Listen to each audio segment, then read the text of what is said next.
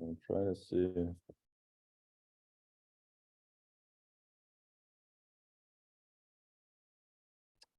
Can you see the slides? Yes. Okay. Great.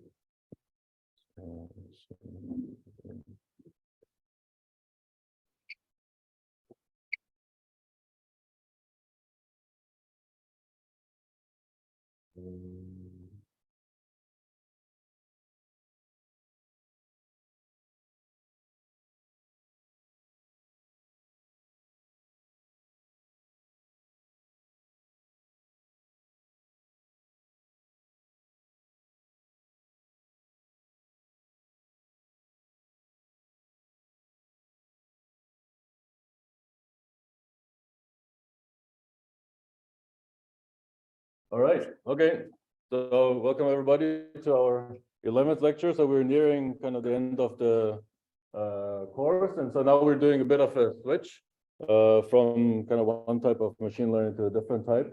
So just recap from last week. So we mainly talked last week about attention mechanisms, and it's basically about making the network decide where to look. So we are basically building in the core scaffolding that it has, like the ability to decide what exactly the decisions are going to be is something that we don't specify, because that would kind of be antithetical to machine learning, but we're kind of giving the network the tools so that it can decide what it, that it can ask questions, and then other parts of the data can kind of provide answers and so on. And so this, as we explained, was a very big part in the kind of the breakthrough that is behind these models called transformer models. So they're a very general purpose architecture that is now being applied to a lot of different data modalities, even data modalities where before we were making a lot of arguments that symmetries are important and so on. And in the end, very often transformers, just because of the computational efficiency of the attention mechanism and kind of the transformer architecture in general, it's been applied to things where we used to think, okay, we figured out what the right inductive bias is. For example, for computer vision, we had like convolutional neural nets, and it was very kind of clear why this type of architecture is important, because of translational equivariance and so on. And so it seems, okay, why would you want to change that? But it turns out there are things like vision transformers, which are very effective at solving computer vision problems without having any of this built in, right? But they have kind of built in that they are able to look or decide where to look, which is also kind of like a nice thing to have. Okay, so now we can kind of zoom out all the way kind of basically 10 weeks ago to lecture 2. So we had like all of these different slides. So, we specified, what our learning goal is. We wanted to learn to infer or learn to predict, right? And then we figured out, okay, how do we do inference?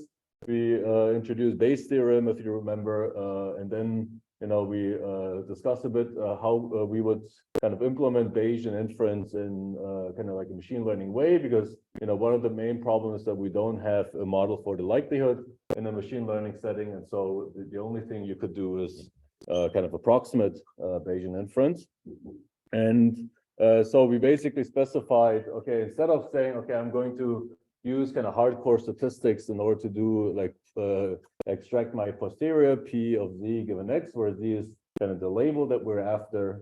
We just kind of define a family of possible posteriors, and so it's like a search space, and then we're searching through that space to find like a good approximation, at least, to the true posterior, right? So we might not get the full posterior, but we get it roughly.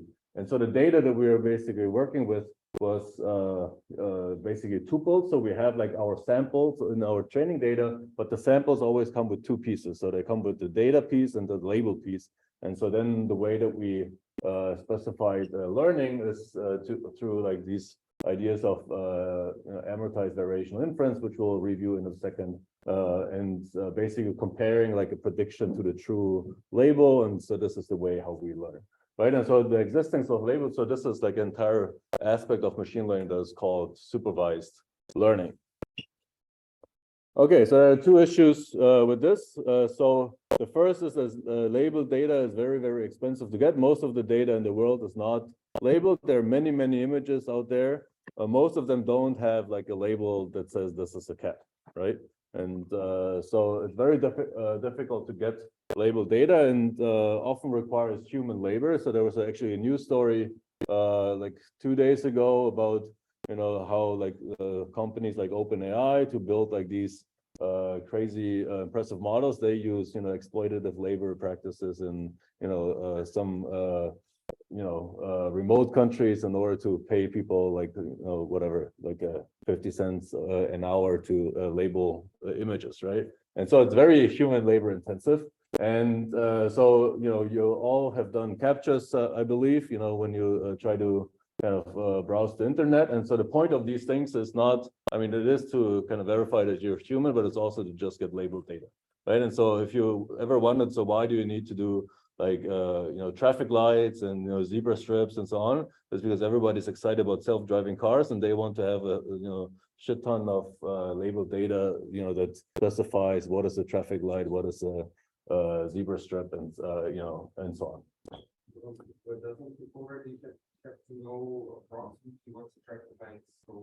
No, so one thing you can do is, I mean, for example, you can do like consensus voting. So if you have, lots of, humans like interacting with this, I mean, you might not like believe a single label because, okay, it might be wrong, right? But then if like statistically, the majority of people like say, okay, this is a vote, and you'll just like say, accept it, right? And then you can, so in these things, you can also mix like the things that you actually know the true label of. It's not clear that everything that's you click on is like the thing that they make this decision on whether or not you answered this correctly. Part of the answers you might just kind of provide data, and the other part is they already know the label, and this is the thing that they actually check with, right? And yeah, so you're basically providing free labor to gigantic internet companies in order for them to train machine learning models. And yeah.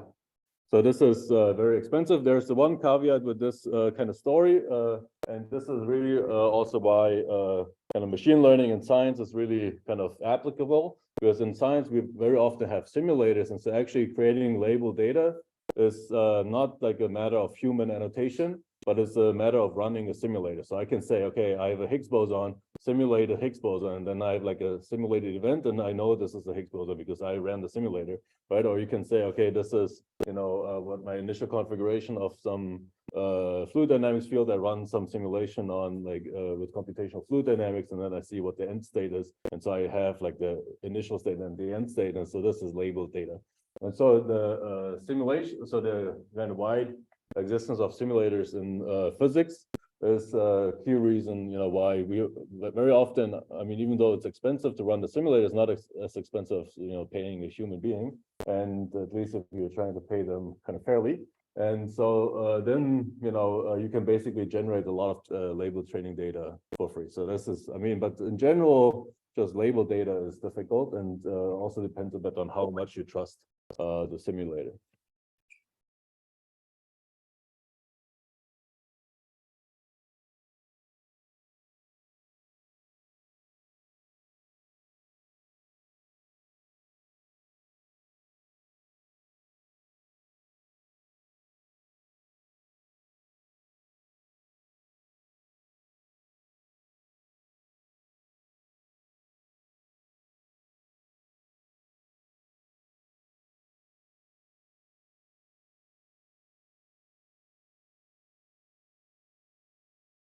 Decision for the task that we had. And so now you can imagine you're training a machine learning image on like a data set that looks like this, and you're trying to understand, okay, is this a cow or a car, right? And so you do like binary classification, for example, right? And so now let's say it performs very well. Like, does it mean that it actually understands, like, is it performing well because it's extracted all the right features to understand what the true meaning of a cow is, or a true meaning of a car is, or not, right? And so it's a good question you can ask.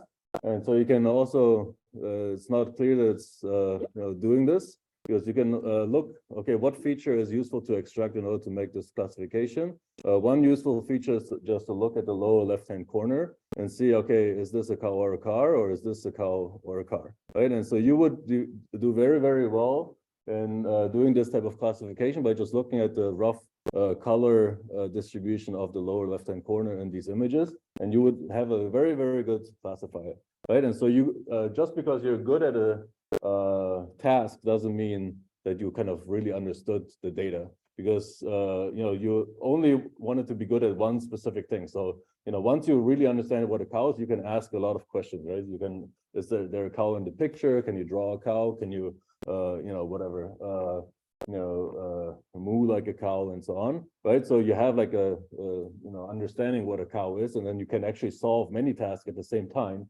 But here we only trained for a single task, and it turned out, you know, we only need a very limited understanding of cows versus car, and which is that cows usually stand on a piece of grass and cars usually stand on the street.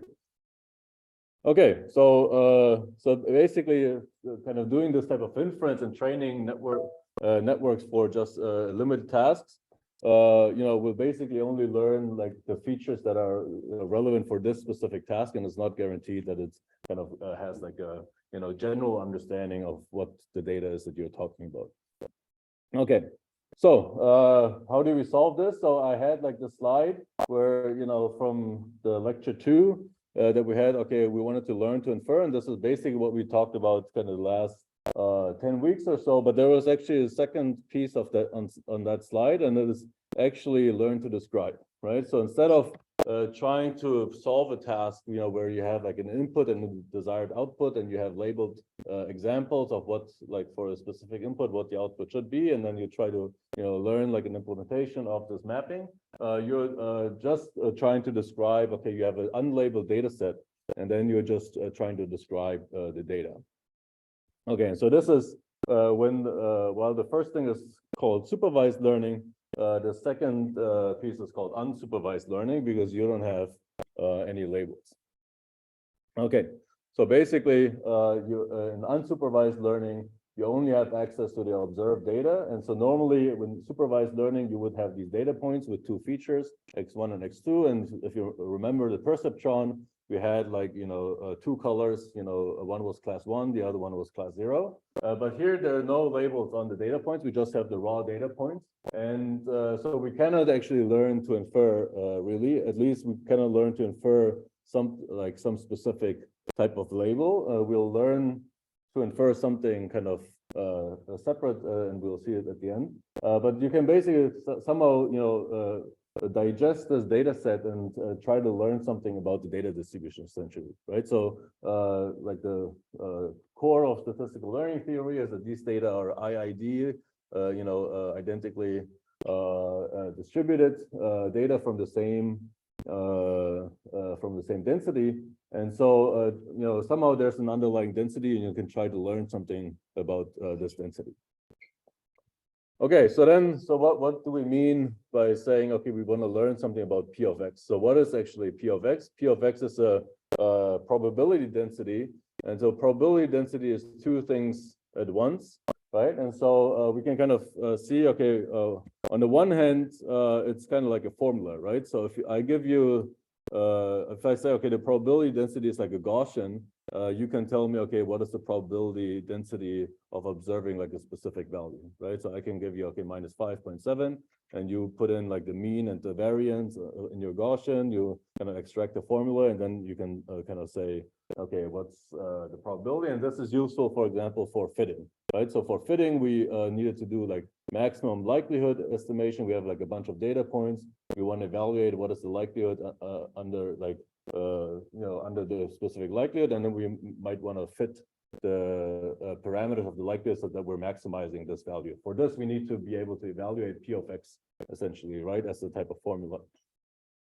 The other piece of like this thing is that, so P of X is not just a formula, it's also a process, right? So you can So if you're looking into like scipy.stats or numpy random or something like this, you can, I mean, there are functions to evaluate the formula of a random, of a Gaussian, for example, but there are also functions in these packages to generate random numbers, right? And it's basically a mapping from random noise to whatever, distribution of data points like your density is specifying, right? So if you have a Gaussian, it will somehow take the random noise in the machine and will generate Gaussian, normally distributed random numbers. If you have a Poisson, it will kind of do like a slightly different transformation and will spit out, random numbers that are distributed according to the Poisson distribution. And so there are these two things. And so if you're saying, okay, I want to understand P of X, you can kind of pick and choose, okay, what do you want to understand? Do you want to understand to generate new samples? So that's kind of interesting. This is a lot what like these generative models do, right? So they generate new faces and so on. They don't give you like a number. Okay, this face had probability 0.7456, right? But then sometimes also interesting, as we'll see, to actually evaluate the probability, because maybe you want to fit the distribution of this high-dimensional data. And so in order to fit the distribution, you need to be able to evaluate what the maximum or what the likelihood value is in order to maximize the likelihood. And so both of these things, so some methods in unsupervised learning do one thing, some do the other thing, some do both. And so there's kind of like a combination of the two. There's a special case of these things, and so this on unsupervised learning, and this is called self-supervised learning. And so you can kind of think about, okay, I said, okay, the data set is like comes with the data and the label, right? But it's somehow maybe, okay, you could have also imagined like data plus label is like one thing, and then somehow it's like an unlabeled data set where like the first 3 numbers are maybe the label, and then the remaining 10 numbers are the data. Right, and so if you have unlabeled data, it actually turns out you can generate labeled data almost at an arbitrary high scale, because you can always split the data somehow into 2 pieces, right? And then you'll just call one piece the data, and then the other piece the label, right? And then there are many ways to do it, and somehow actually this is more powerful than having true labeled data, because you can generate kind of many versions of like a task that is always slightly different, right? So you can split the data in many different ways, and all of these things will basically give you pairs of data and labels, and this will give you like a supervised learning task. And then you can try to solve it, and you can kind of imagine that in order to be able to solve all of these tasks at the same time, you need to actually have like a much more general understanding of what the data is instead of just solving a single task. Yeah.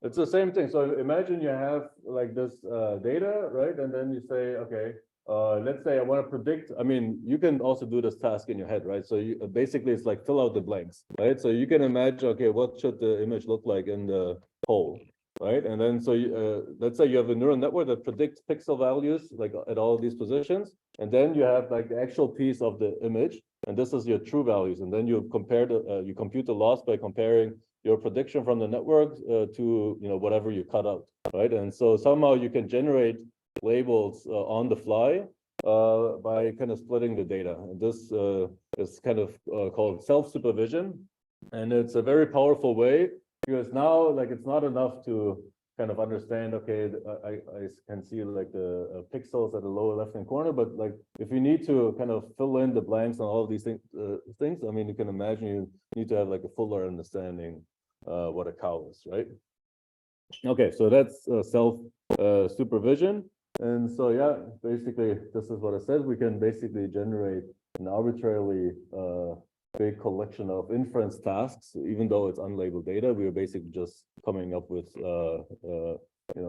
splits, and then we can still try to do the standard posterior inference that we have with the variational posterior inference. So we had Q of Z given X, but now it's like X2 given X1, right? And it's just like whatever we cut out is the thing that we want to predict, and then we want to predict it based on the things that are surrounding it. Okay. So this it's kind of connected to various kind of deep ideas about what it means to understand. And so this is a picture of Feynman's blackboard after he died. So this is the last thing that was on his blackboard. You can see on the upper left-hand corner what I cannot create, I cannot understand, or I do not understand. And so this is very similar to this type of task. So if you're able to, let's say I have like images and I can completely randomly cut out anything, and you can like reliably, fill in the blanks with something that is like at least plausible, probably you kind of really understood what is happening in the inside of this image. So it's kind of this type of idea. And so actually a lot of these like language models that you see, this type of like cutting out blanks is, we also do it actually when we're learning languages. So if you learn German or, French or Japanese or, whatever, Georgian, very often in like language assessments, you have like text with holes in it, right? And then if you understand the language or you're starting to learn the language, you'll be able to be much better at filling in the blanks of what kind of plausible words are, would be in order to make this like a valid German or English or whatever language sentence, right? And so in fact, like ChatGPT and all of these different models are trained on this kind of self-supervision training regime like this, right? So they come up with all kinds of different tasks on natural language, like, masking out different words and then trying to predict the word based on the previous or on the surroundings. And with this, it basically builds up good representations of the data so that these like attention mechanisms, for example, work well. And so in fact, like what we discussed last time, like the way that it was also a type of self-supervision. So let's say we always wanted to, so what we discussed last time was like you have like a starting sequence and then you want to predict the next word. And so let's say I give you just some text. You can always like generate training data. Okay, like these are the 10 words of context, and then this is the next word, right? And so you can always, generate lots of examples like this. You can just slice up your, Shakespeare text, and then cut out like take like a window of 11 words, and then the first 10 words will be your data, and then the next word was going to be the next word. And so in RNNs, it was kind of this next word predictions. But because transformers are not sequential, but they're kind of parallel computation, you can also do this, back and forth and, just predicting random holes within the sequence. Okay, so there's a different type of kind of idea of generating inference tasks, and this is what is underlying to diffusion models. So this is the type of models that are, powering DALL-E and all of these Midjourney and these things. And so the idea is, okay, so one way to generate like a learning task is to kind of cut out some data and then asking it to predict it again. And so this is like a certain type of corruption, right? You're corrupting the image and then you're trying to fix it. And but there are many ways that you can come up on, how can you corrupt an image in order to like generate a task to predict the original image again. And so like one popular way to do it is to add random noise, right? And then you go from like a true image to the corrupted image. And now like also you as a human will be able to say, okay, this is likely a 9. If I had added more noise, at some point you'll be completely like guessing at random. You'll say, okay, 0, 1. I mean, the best strategy is to just correct every digit with 10%, right? But I mean, here you will not guess every digit with 10%, so you can already see it's not a 0, right? And so you can also train. So I actually trained a neural network here, and this is kind of what it predicts, because it kind of can see from the noisy image already is that it's still kind of like a 9, right? And then it has seen all the different 9s, and so it knows that, okay, like all the surrounding things likely they're not don't have like these high intensity values, because all of the 9s in the MNIST data set have like blue like around it, right? They have low intensities. And so even though it's so noisy, it will be kind of like within the context of MNIST, it knows how to, like, once it decided it's a 9, it knows how to like draw MNIST 9, which is unnoisy, right? Okay. So this is like one alternative. Yeah. Yeah.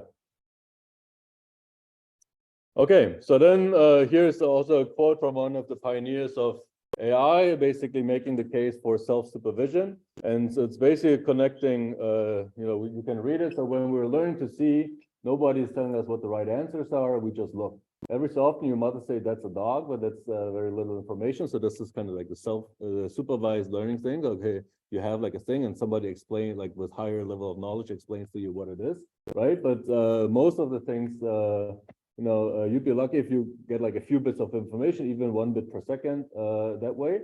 And the brain's visual system has 10 to the 14 neural connections, yada, yada, yada. So like in order to really kind of train all of these neural connections, you need much, much more bits of information that is flowing into your brain. And the only way to get that many bits of information is through your visual cortex. And so this is like the highest intensity kind of highest bandwidth like sensor that you have.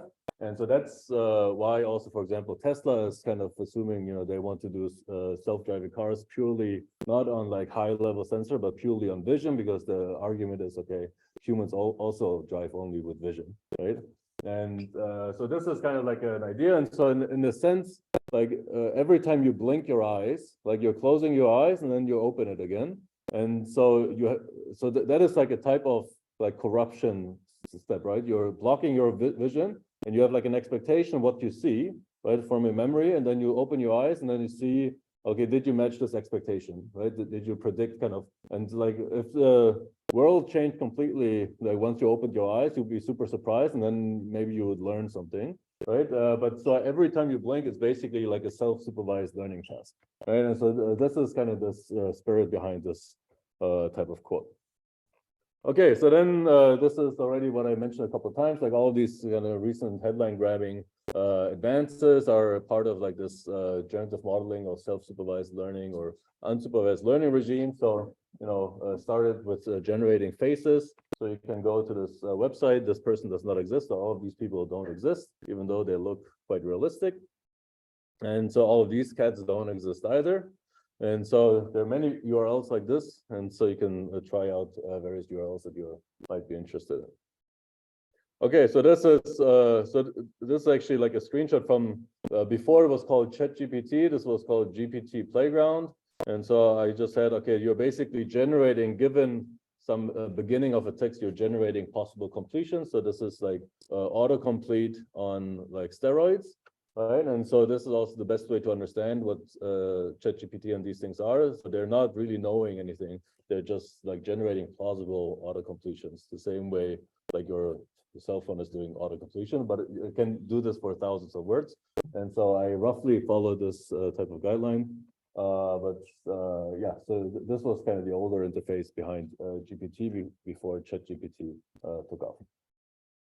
Okay, so then this is DALL-E, so you all probably played with this. And so this is the same thing. You're now generating based on a caption, like an image. And so here I had digital art of a dog in an astronaut suit on the moon. And so this is likely not in the data, like the training data set, I would assume. And so let's see what it's coming up with. So, okay, looks nice. Okay, so but this is already old school. So like all the Midjourney stuff, so like the state of the art within the last few months has advanced incredibly, right? Also, I'm not a good prompt engineer. So this is now a job to be able to know, okay, what is the right sequence of words to generate nice images. Okay, so basically unsupervised learning is all about learning to describe the data. And so let's see how we can do this. And so in the case of supervised learning, we somehow knew like what is the space, we had like this idea, there's like the true cat, right? But there's like also the platonic ideal of a cat. So we had like the coordinate system in the latent space that, we think describes the truth. And so in unsupervised learning, we don't really have this. We don't have like, so nobody's telling us like what are the right concepts in order to like have like a low dimensional representation of the data. And so what we want to do in unsupervised learning is to find a good representation of the data that just purely based on the data that we have. And we already see kind of like a good hint in this kind of example. So let's say, imagine these 2 dimensions are actually 784 dimensions, like in the MNIST data set. And so also Jeff Hinton, who just gave this quote, also gave another quote. How do you talk about high dimensional spaces? You basically imagine a three-dimensional space and say 784 very loudly, very often to yourself. And so everybody kind of imagines high dimensional spaces like this. And so this is a 784 dimensional space. You have like a 7, you have a 1. But it's kind of clear that somehow the space is too big for the data set, right? So there are many, so we saw the noisy image, that there are many like combinations of 784 floating point numbers that don't look anything like the MNIST digits, right? And so it's clear that the true data set is somehow distributed alongside a like small compact manifold, right? And so this manifold has like an effective dimension that is smaller than the true dimension of the data space, right? And so the true dimension of the MNIST data set probably has something about like the handwriting style and, you know, what the tilt is of the digits and so on, and like what the stroke width is, but like it's, you know, it doesn't fill out the full space of, 784 dimensions. And so what we're trying to find is this lower dimensional manifold. And so in the like language of neural networks, what we're trying to do, we try to kind of summarize the data X into like some lower dimensional vector Z, which kind of gives us a summary, at least with, you know, that has just the directions that are kind of relevant for describing a digit, right? I don't want it to describe to me like all the individual pixel values. I just want to like have it describe to me like this is like a 2, maybe with a curly bottom or something like this, right? And so the question is, okay, our intuition is, okay, it should kind of like this type of compression. So you go from a high dimensional representation of the thing to a low dimensional representation of the thing. So that should kind of retain the essence and ignore most of the variation that is just kind of random noise and so on, and maybe things that are not really relevant in describing the data. And so the question is, okay, what should be the objective in order to do something like this? And so for this, we kind of take a little bit of detour. And so you can say, okay, let's say we take 2 random Gaussian numbers and we're plotting them and they're independent, right? So we have an independent, 2 independent random Gaussian numbers. You know, if you take the marginal, each one of them is going to be like the one-dimensional Gaussian distribution. And it's, you know, clearly like one value doesn't really hold any information about the other value, right? If I tell you, okay, I have 2 random numbers and one of them is minus 1.57, you know, you'll have 0 chance in guessing what the other value is going to be, right? So there's no information contained in one about the other. This is not a situation that we want. So in this type of thing, we do want to retain information about X and Z, right? And so if we would somehow randomly assign Z, of course, we wouldn't succeed. But I mean, there's like a different scenario in this 2-dimensional example that you can reason about. And so something like this, right? So if you have a correlation of 2 random numbers, and so then if I tell you, okay, my X value is 2.58, right? You probably know, okay, the Z value is something along the lines of positive around the value 2. You won't be able to know kind of precisely, but roughly, you know, because these data points are highly correlated. And so clearly like Z has some information about X due to this type of correlation. And so the question is, okay, how much information do you have? Right. And so there's this concept in kind of information theory about mutual information, and basically it captures the degree of interdependence between 2 random variables. So let's say you have 2 random variables. You're basically saying, okay, what is the KL divergence? So there's like a joint distribution like this, right? And so this joint distribution, if you would project out like what are the marginal distributions, there would be exactly the same marginal distributions as this, right? So they're both individually just like standard normal Gaussian numbers, right? But like inside, like the correlation is just strong. And so what you can do is you can say, okay, like if you would just take the marginals and take a product, you would get a joint distribution like this. Like this is the assumption that the things are uncorrelated. And so what you can do is you can compute the KL divergence between the joint distribution and like the true joint distribution with might or might not be correlated, and kind of by design uncorrelated version, because you just took the marginals and you multiply them, right? And so this will basically count the amount of information. If this KL divergence is large, if the true joint distribution is very, very different from like the forced uncorrelated version, then it's clear that there's a high degree of information in there. If the KL divergence is low, that means the joint distribution is very similar to this forced independent version of it. And so then there's little information. So this is called mutual information. And then we use the same kind of standard definition of KL divergence. And then we can calculate as usual using our expectation values. Okay.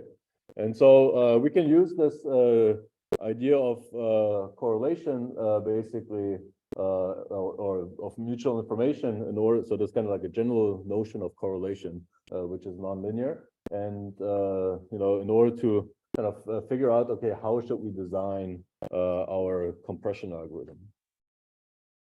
Okay, so let's say let's say we want to maximize. Yeah, so this should actually be maximize. Sorry,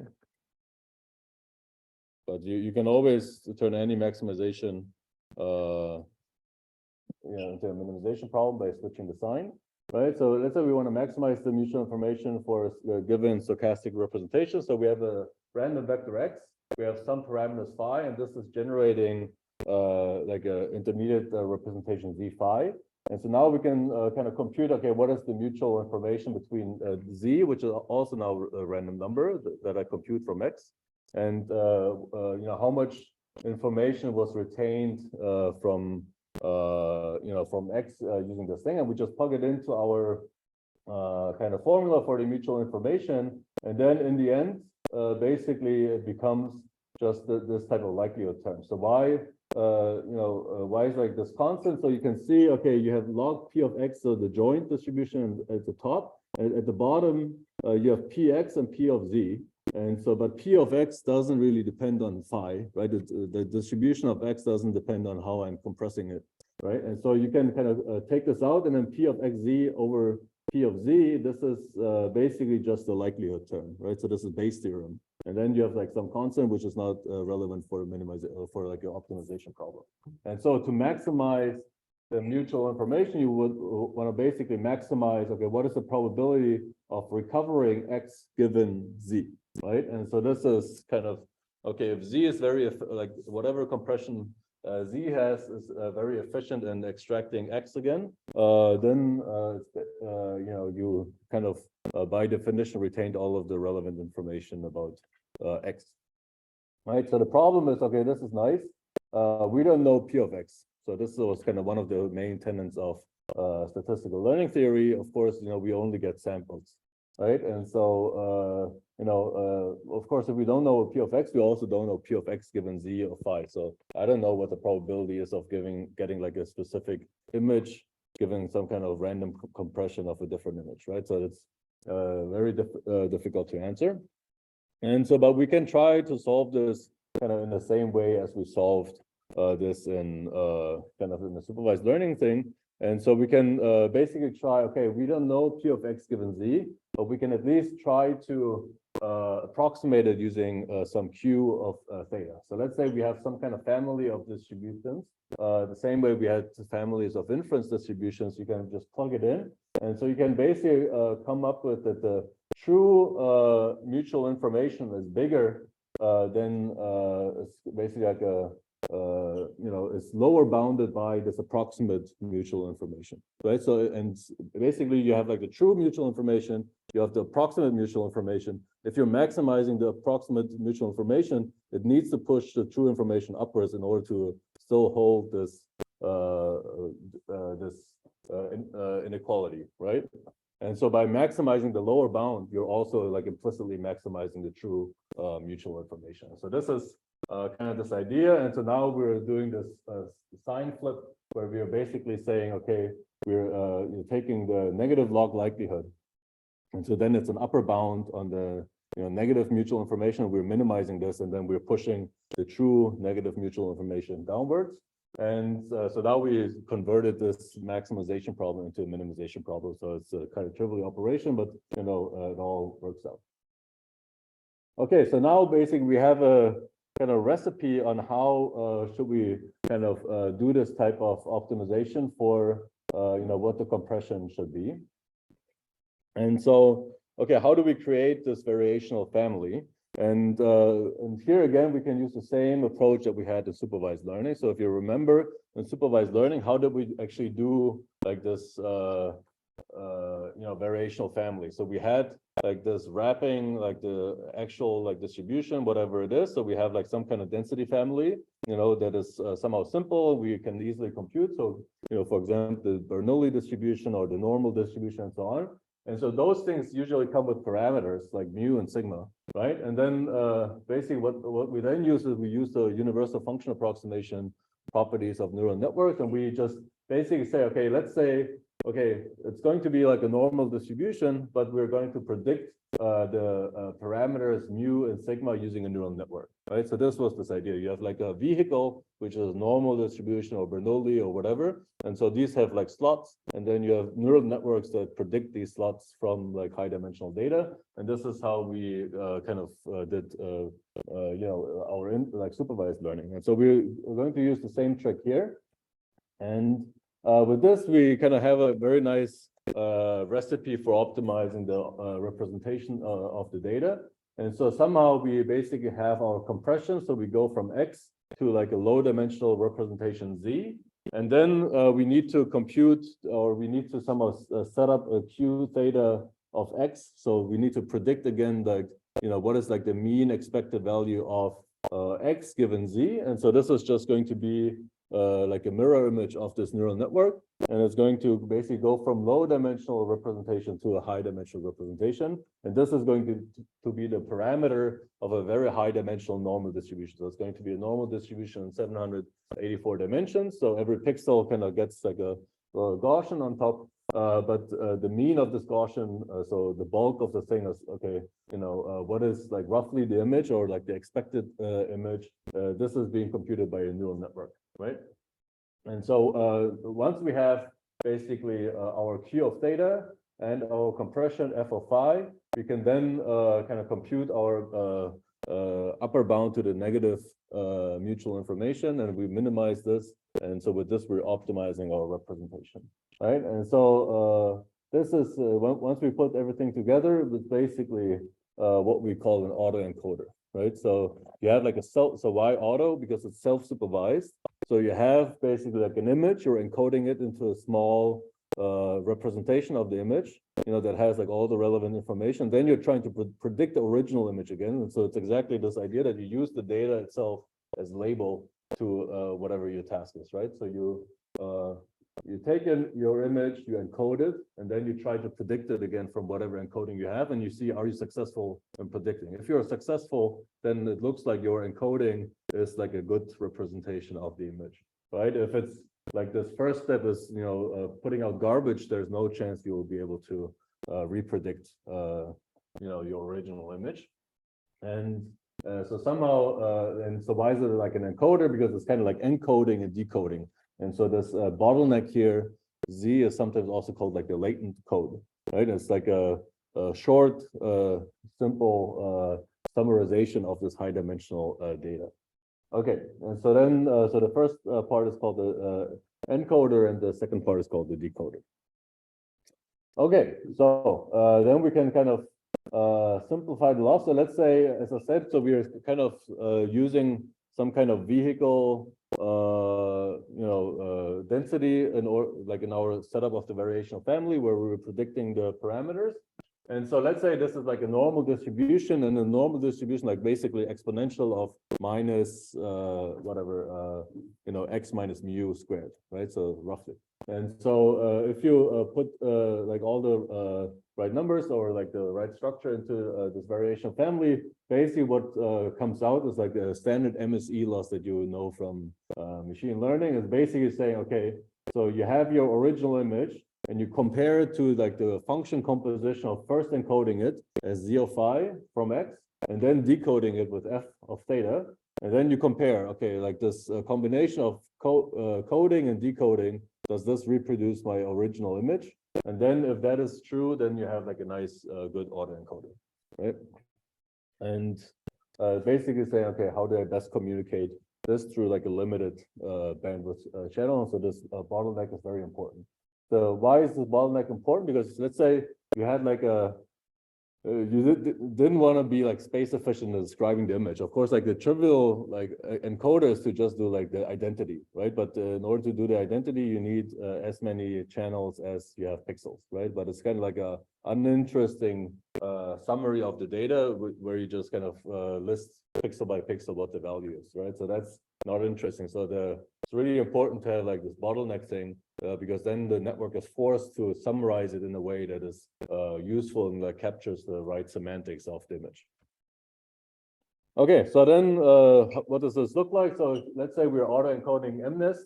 And so as we said, it's clear, shouldn't really should have like a much more lower dimensional representation than the like 784 values. And but there are of course more types of information than just the label. Yeah.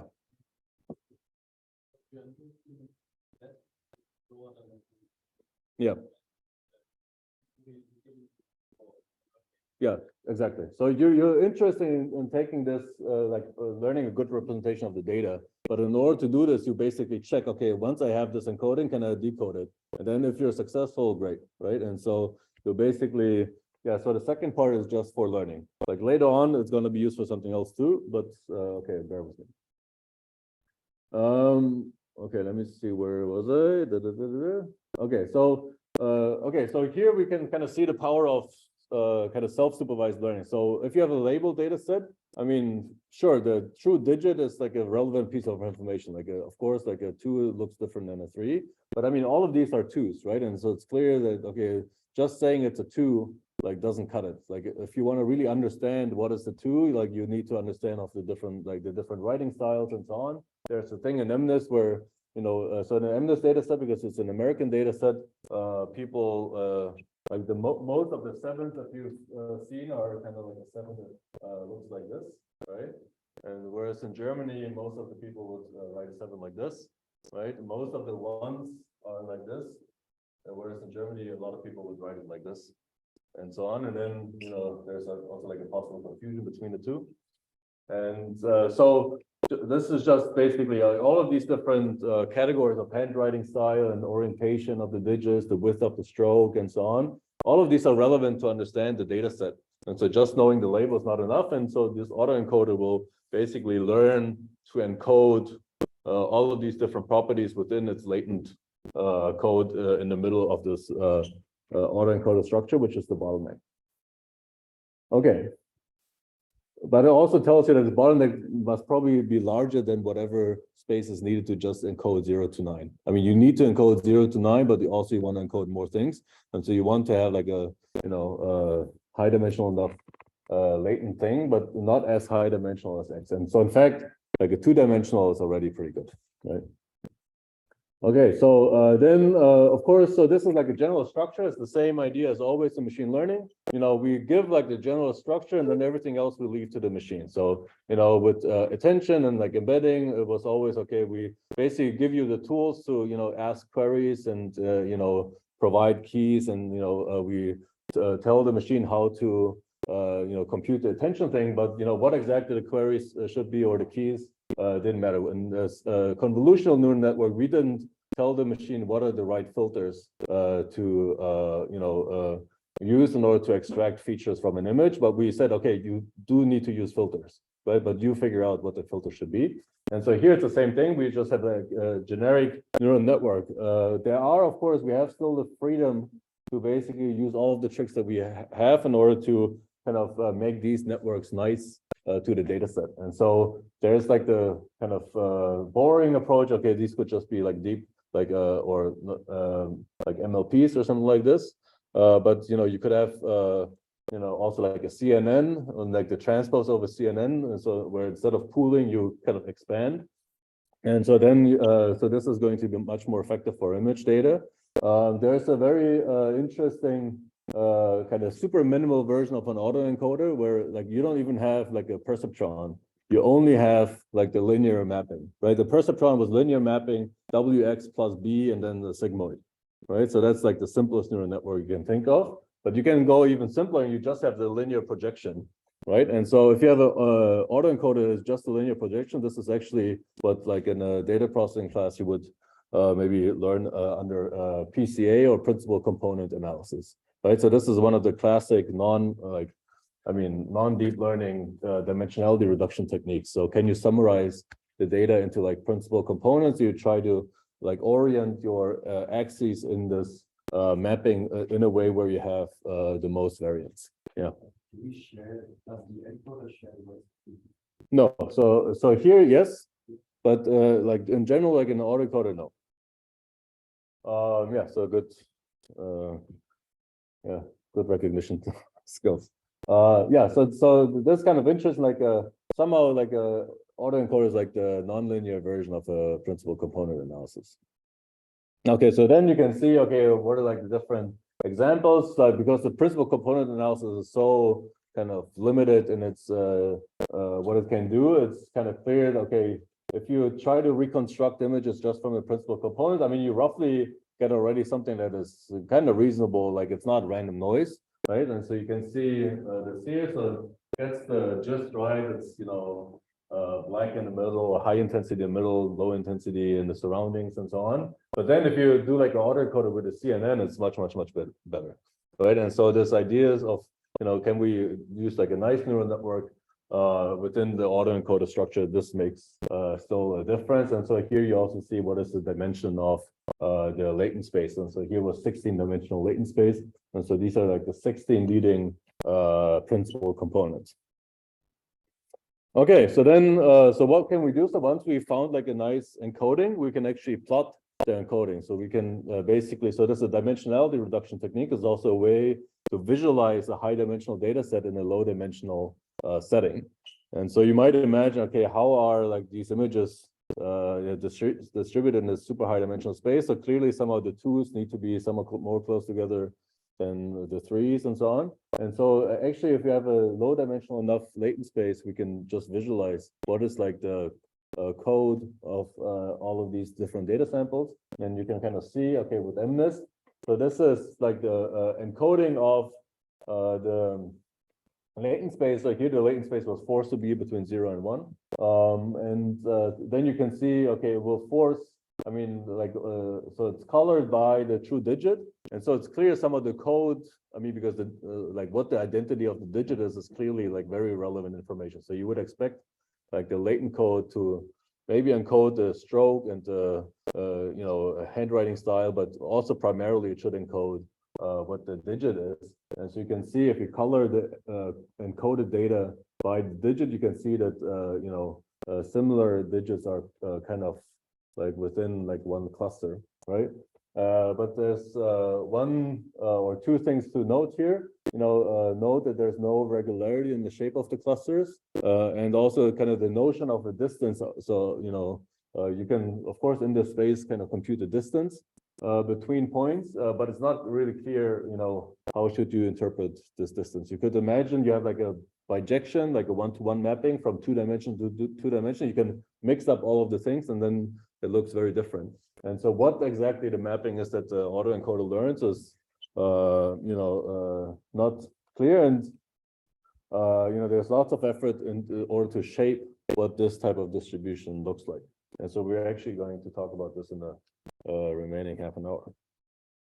Okay, so but before that, I kind of wanted to tease like this thing. So we said, okay, or you know, you asked, okay, like the point is, okay, we wanna only like find a good encoding, and like the decoding part is only done in order to learn something, right? But let's say we have a decoding part. Let's say I have like a good way to sample realistic codes, right? So also, I mean, here there are like areas like in the code space that are not populated by data at all, right? So if you would, but I mean, you can still decode it, right? So you can like take this code, run it through the decoder, and it will like produce like a 784.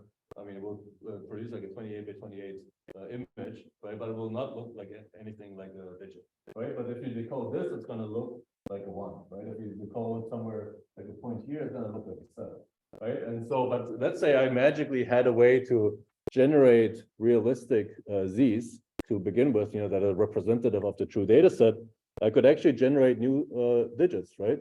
And so this is exactly what, you know, generative models do. Like, you know, they generate faces, they generate digits, they generate text, and so on. It's all about kind of finding like a good generative procedure. And so this generative procedure that we're kind of interested in is, to basically, generate first Z. And so this is what we have. So this is learned. And so this is roughly trustworthy. So let's say you have a realistic Z, we kind of think you will get like a realistic looking X. So that's good. But the problem is that we're missing the distribution of the latent code. We don't know what P of Z should be. But let's say you had P of Z, you could have like a procedure like this. You could say, okay, first sample a Z of from P of Z, and then once I have a Z, then I sample P of X given Z. So imagine, for example, you could say, okay, give me a Z that is corresponding to a 2, and then given that I'm a 2, like sample like an X, right? And so then this sampling procedure might generate like different writing styles and so on, or like the Z will already include the writing style, right? But like within the cluster that are all 2s, for example, right? And so this type of generative procedure is possible, but we don't know what P of Z is, right? And okay, now we can go and say, okay, why are you saying we don't know what P of Z is? We know what P of Z is because we can look at this thing, right? And so we kind of know, okay, like you can look at this thing and pick like a realistic looking Z, right? But the problem is that like estimating a density just from samples, so we only have these samples, we only have this point cloud. And so in 2 dimension, it's easy. It's kind of like a 2-dimensional histogram, or in 1 dimension, it's easy to estimate a density from samples. You can just kind of roughly see where's like a high density, where's a low density. And you can do things like kernel density estimation and all these different things. But, once you go to 3 or 4 dimension even already, it's totally impossible to kind of do a density estimation like using traditional tools. There are many machine learning ways to do it right now, which we'll also talk about, but okay, a priori, it's not so easy. Okay, so then, so let's say we're missing P of Z, and so can we do something And so we can basically alleviate all of these issues with the autoencoders, basically that somehow like we don't really have a control of what the latent space looks like, and also the same thing makes it difficult to use the autoencoder as a generative model, right? Because who knows what it's going to learn. And so we're basically switched from a model called autoencoders to a model called variational autoencoders. And the aim of this thing is to basically control what the structure in the latent space looks like, right? And so in a way, so that P of Z is better understood, or at least we're trying to learn an autoencoder such that it produces a P of Z that is like we give it a goal of a P of Z, and then it tries to roughly match this, and then we trust that it's learning, and then we'll use kind of what we set out as a goal P of Z to be, and then we use that for generation. Okay, but we can so this is kind of like the end goal, so keep that in mind. But we'll kind of derive it from first principles using variational inference, which is similar to what we did, way back in lecture 3 or something like this for supervised learning. And so this will going to be a little bit mathy, so buckle up, but it's not going to be too horrible. Okay, so let's say what we had in supervised learning is we kind of derived the cross entropy laws that we always use in supervised learning, which is both the regression laws and the classification laws. It's always the cross entropy, and we derived it from this forward KL divergence. We said, okay, we want to infer something. We want to get like P of Z of X, but we want to approximate it with the Q of Z given X, right? So we don't know what P of Z given X is, but we want to approximate it with Q, right? And so we had it like in this way where it's like this so-called forward KL divergence where the P is like at the first position. And so you can kind of stick it into the definition of a KL divergence, and then we can see, okay, the log P piece doesn't really depend on the parameters of the model because the variational family is Q. And so we can basically throw this out, and the thing that remains is an expectation value of over like minus the log density of our variational family, right? And so this is basically then what we had for our variation laws. And so starting from this expression, you can derive binary cross entropy. You can derive the mean square error depending on what your kind of vehicle density was, right? Okay, so we'll basically kind of start with this, and the thing is, then we continued and basically said, okay, it's clear that we want to do this, but on its own, like this E of Z given X is kind of difficult because we don't, it says, you need to sample from P of Z given X, but we don't even know what P of X is or what P of X and Z is and so on. We don't know what this is, but then we had like this miracle of amortization, right? Where we say, okay, let's say we are solving this inference task for all the possible X's, then suddenly these things didn't become a problem anymore. So you remember this roughly? So we had like this idea that, we amortize our problem solving, and then it becomes very tractable because here this expectation is over X and Z. And so that means we only need to sample from pairs of data and label, right? And so this is exactly what we have in the training data. Okay, so then, so let's see how we can kind of continue this. And so we can try like a little bit of a small variation of this, where we have like an alternative, that we didn't really explore. So there are like two ways to do a KL divergence between like the true posterior and the approximate posterior, right? So we have the forward KL where you have the true posterior at the first position and the approximate posterior in the second position, but we also could have gone the other way around, right? And so here on the left-hand side, we kind of derived supervised learning from this. And but we, nobody of you actually asked the question why we didn't go this other route. And so we can try to analyze this and let's see how where we get. Okay, so now we can just do a little bit of math. So we could just kind of take the definition of the KL divergence. So we have our variation family in front, right, on the first position of the KL divergence. And so that means in the expectation value, we're sampling from the variational family. So we are sampling Z's from Q of Z given X. And then we have our log density ratio. And so we have Q at the top and P at the bottom. And so this is just the definition of the KL divergence.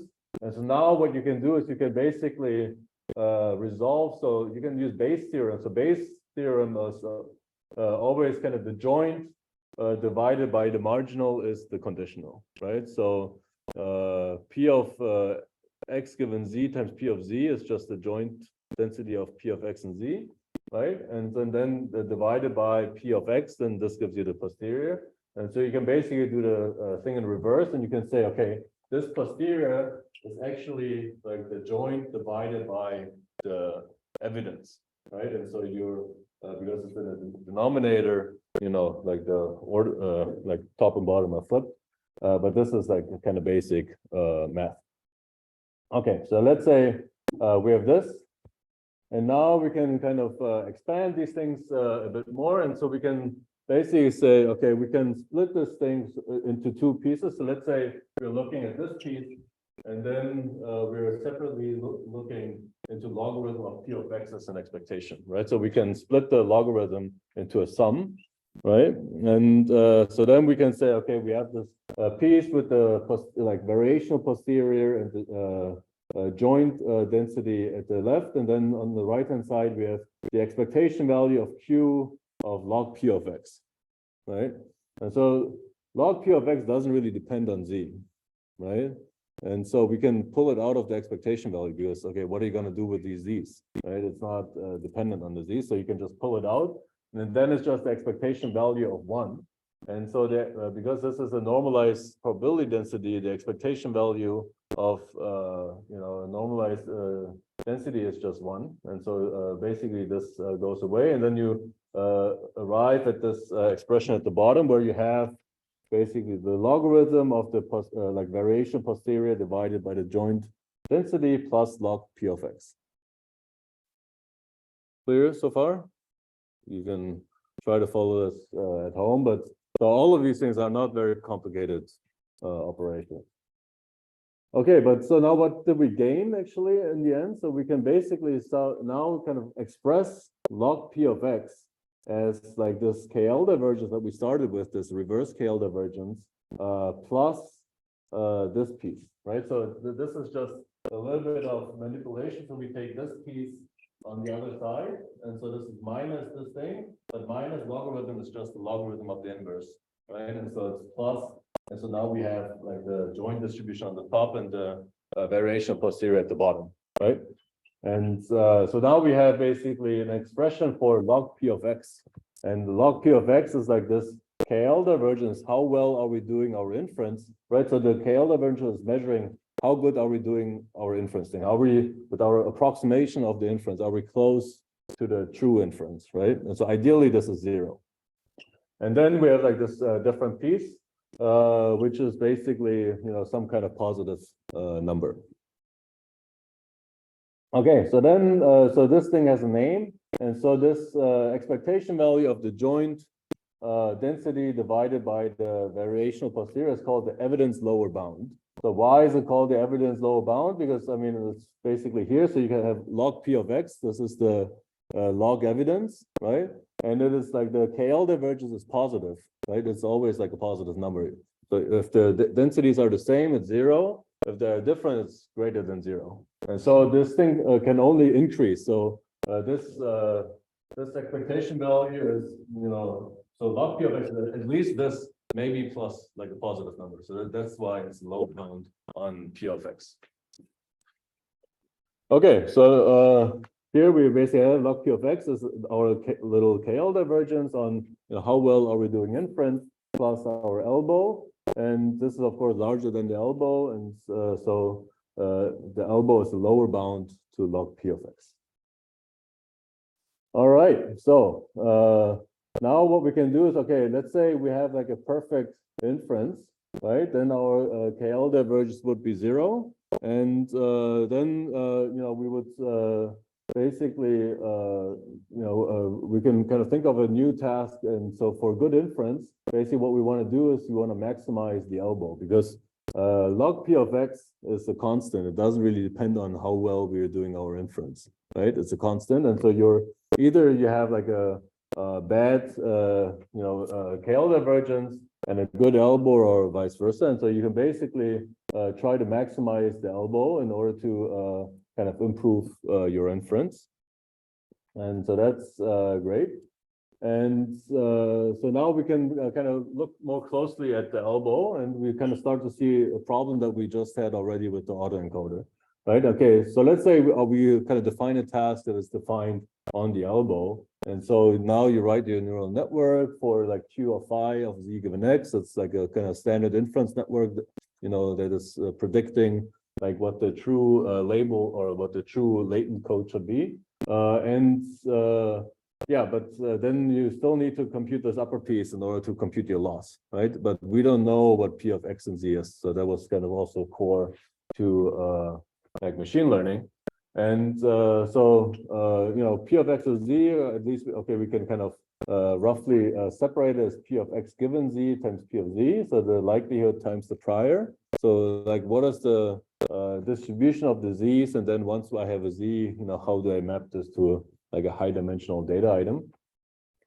And but we don't know what this is. And so what we can do is, so we can try to learn it, right? So this is what we do as machine learning. So whenever we don't really know something or we cannot compute something, we'll just try to let the computer figure this out. And so what we can do is we can basically try to have an ansatz where we have like a parameterized family of joint distribution, but where all the parameters are on the likelihood side, and there are no parameters on the prior side. So we fix basically what the distribution of Z's are. So this is going to be our target P of Z. And so you might kind of see where this is going. And then we have a parameterized mapping from our latent code to our high dimensional vector, right? And so when we do this, we can basically say, okay, we have our log P of X, right? So this is now evidence lower bound, means that the elbow is smaller than, the evidence should be larger than this elbow, right? And then, so we can now split this again into like a piece that has like expectation value of Q over the likelihood piece. So we just take this type of splitting into here. And then this logarithm, because it's a product, we can split into a sum. And so here is basically the same thing. We have like this piece with the likelihood, and then the remaining thing is you have Q over P of Z, right, which is fixed, right? I also did like a sign switch so that the Q is at the top. Okay, so this is all just kind of manipulating like logarithms and so on. It's not like super interesting, but what's interesting is that now we can kind of look more closely at what we're actually gaining. And so at the end, so we have our expression for log p of x. And so this is actually like a KL divergence, and it's comparing like the inference density. So what is like the distribution of latent codes given like an image to what is the overall distribution of latent codes, right? And so, and it's computing the distance. And so that distance is going to be part of our loss, as we'll see in a second. Okay, so that was a bit of work. So the question is, okay, what do we gain? So what's nice is that we have like a lower bound on this log of p of x. So as I said at the very beginning, so for self-supervised learning, so either we want to kind of generate or we want to kind of have like this, when we mean we want to learn something about p of x, we want to kind of be able to compute the formula p of x, right? And so now we don't get like the full formula, so that's not great, but at least we get like a lower bound on p of x or log p of x. And so that's already something we can use because we kind of already learned with this mutual information, we can use bounds for optimizing because we're like always forcing the thing that we actually want to optimize further up by optimizing like a lower bound, right? And so let's try to do this. And so for this, we can just go back, like forget for a second everything about machine learning and just think about, okay, how did we do fitting to data in like statistics, right? So maybe in your lab class and so on, let's say you're measuring like something many times, you have like a distribution of possible measurement values, and now you want to basically fit the statistical model to it.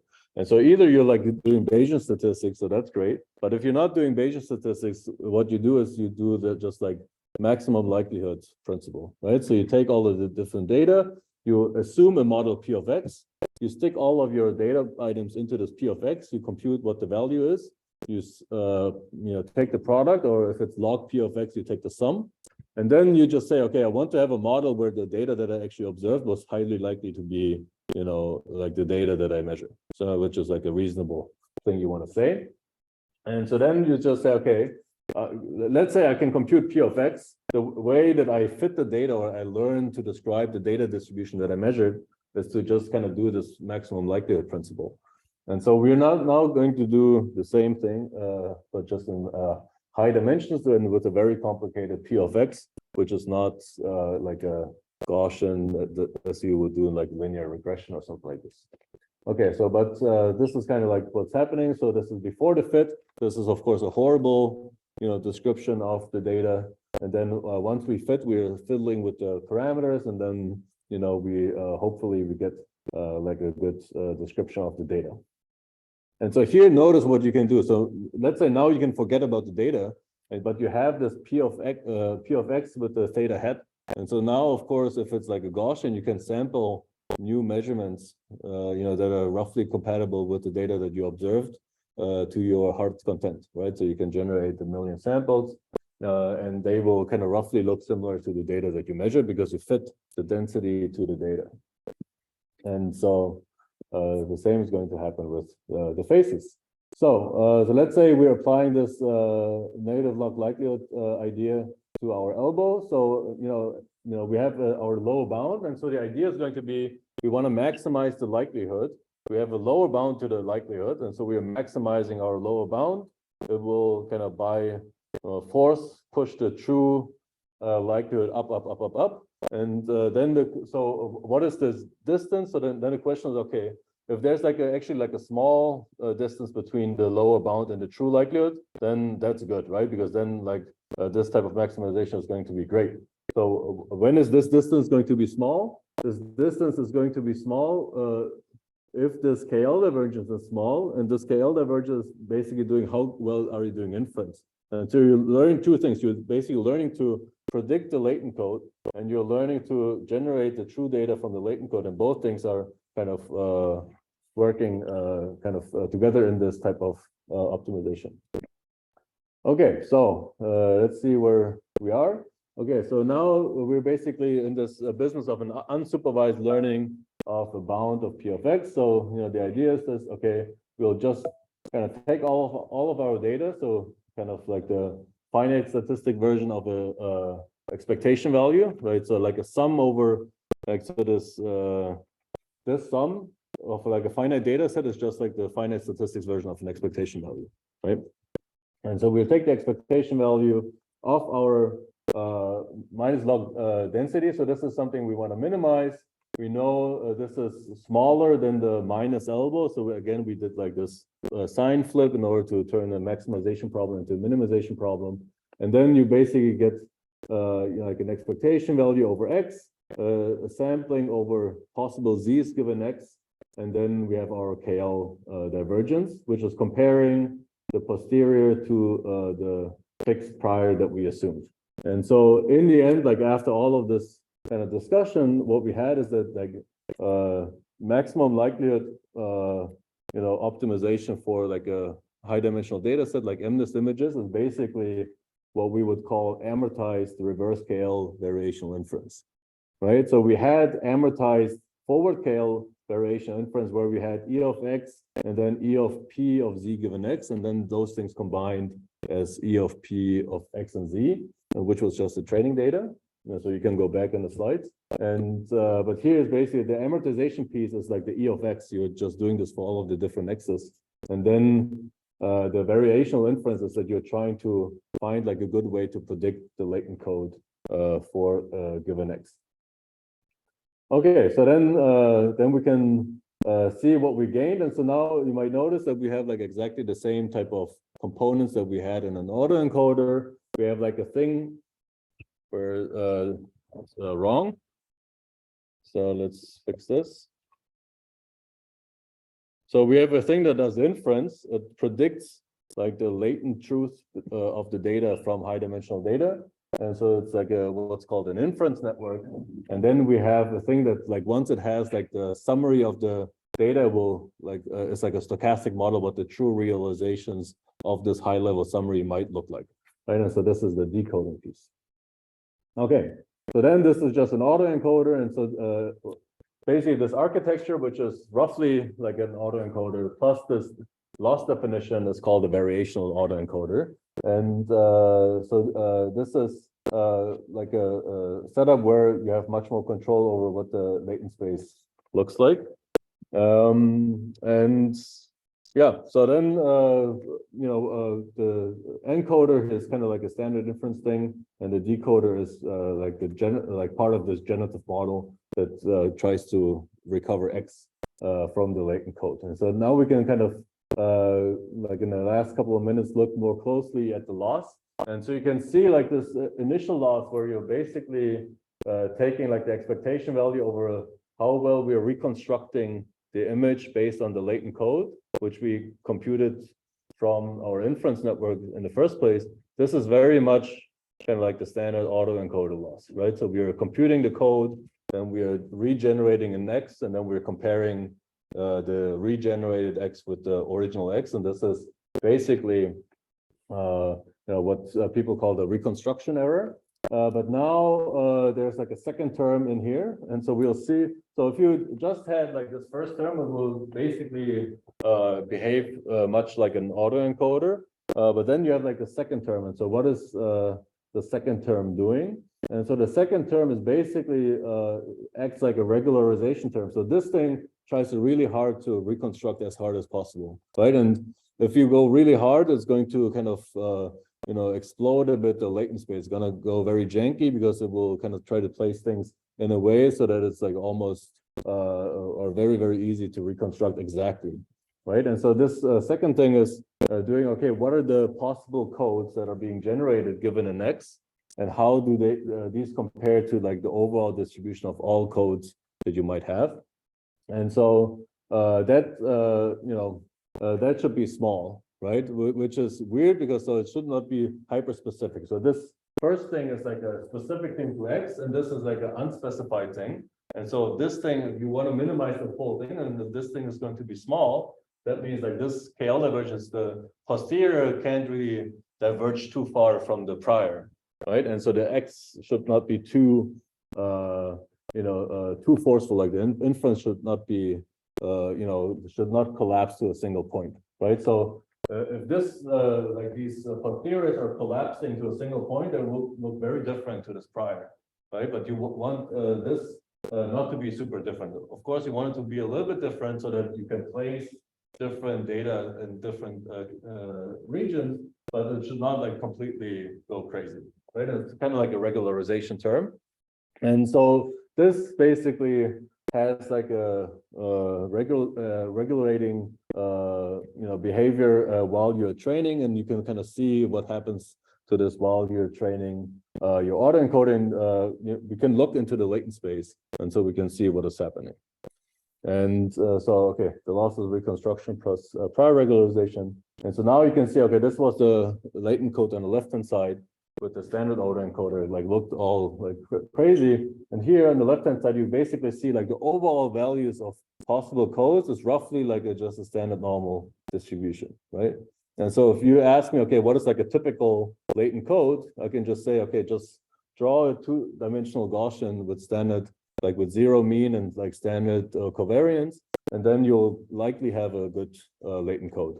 And so this is, and then like different pieces of like this overall standard normal are going to be representative or representative for different types of digits, right? And so it's not going to be perfect, but I mean, it's much more organized than the thing on the left. Okay, so now basically, like all of this thing was basically in the with the goal to kind of generate new data more reasonably. And so now you say, okay, we can actually run this type of generative procedure because we, forced the network to learn like a well-behaved P of Z. And so we just take the P of Z that we basically gave as a goal, and then we sample a code from this, and then we have our decoding network and we'll sample like a realization. Okay. So, and then you can see some examples. So you can already with this kind of generate nice neural networks that are generating faces, for example, right? So it's not super far from like the original, thesis that I have for like this person doesn't exist. This is what it looks like on like MNIST, and you can see, the latent code is very organized. The latent space is very organized. There are pieces of the latent space that are, are zeros, and there are 6, and then it's kind of interpolating between all of these different numbers, because every code is going to be roughly like a well-defined number because it's like densely packed in the latent space, right? Whereas in a standard autoencoder, you might traverse, when you're interpolating between two codes, you might traverse like a patch where there's like just no samples, where the density was low, and then the samples are going to be a bit janky. And so, but in the variational autoencoder, everything is like nicely compactly packed together. And then you basically see almost all of these regions basically make roughly sense in the terms of, do they represent an MNIST? Okay, so then this is just the beginning. So there are lots of applications of generative models for physics, especially for like fast simulation and things like this, because our simulation is very expensive. And so we'll get to this like throughout the next lectures. And so I'll close with a summary. So unsupervised learning is about learning from the data itself, learn to represent the data, learn to generate the data, learn to like solve self-imposed tasks where we're splitting the data randomly. And so variational autoencoders are just the beginning. So the next couple of lectures are going to be generative adversarial networks, normalizing flows, and so on. And I hope maybe with the last lecture, we arrive at diffusion models, which will be kind of the state of the art of generative modeling. Okay, thanks a lot.